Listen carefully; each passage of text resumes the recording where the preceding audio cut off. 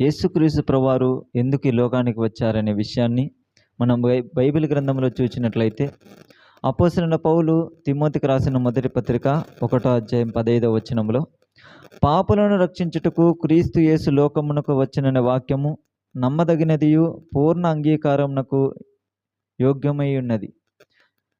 కాబట్టి ఇక్కడ దేవుని వాక్యం తెలియజేసే మాట ఏమిటంటే, పాపులను రక్షించడానికి యేసుక్రీస్తు ప్రభువారు ఈ లోకానికి వచ్చారు.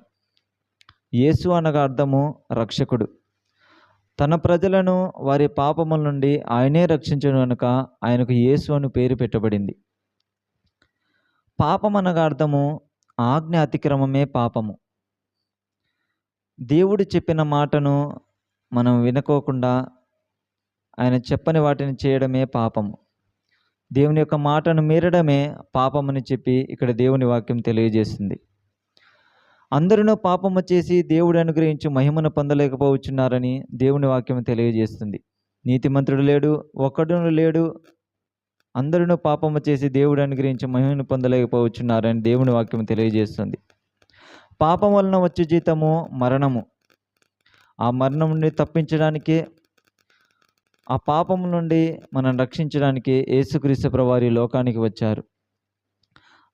రక్తము చిందింపబడకుండా పాప క్షమాపణ కలగదని సామాన్యంగా చెప్పవచ్చని బైబిల్ గ్రంథం సెలవిస్తుంది.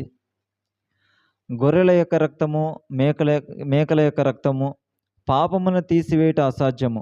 హెబ్రీయులకు రాసిన పత్రిక 10వ అధ్యాయం 4వ వచనంలో రాయబడిన రీతిగా గొర్రెల రక్తము ద్వారా, మేకల రక్తము ద్వారా, జంతువుల రక్తము ద్వారా ఈ యొక్క మానవునికి పాప క్షమాపణ అనేది లేదు.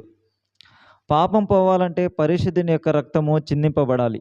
అందుకే దేవుడే మానవుడిగా ఈ లోకానికి వచ్చి తన పరిశుద్ధ రక్తాన్ని చిందించి బలిదానం అయ్యాడు. ఆయన సమాధి చేయబడి తిరిగి 3వ దినమున లేచారు. 3వ దినమున లేచి 40 దినములు ఈ భూమిపైన సంచరించి అనేకులు కనబడి ఎన్నో అద్భుత కార్యములు ఆయన చేసి ఉన్నారు. ఆయన మరలా పరలోకానికి ఆరోహణమయ్యారు.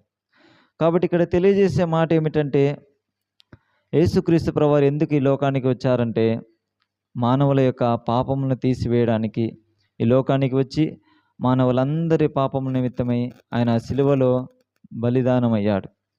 యేసు రక్తం ప్రతి పాపం నుండి మనల్ని కడిగి పవిత్రులుగా చేస్తుంది.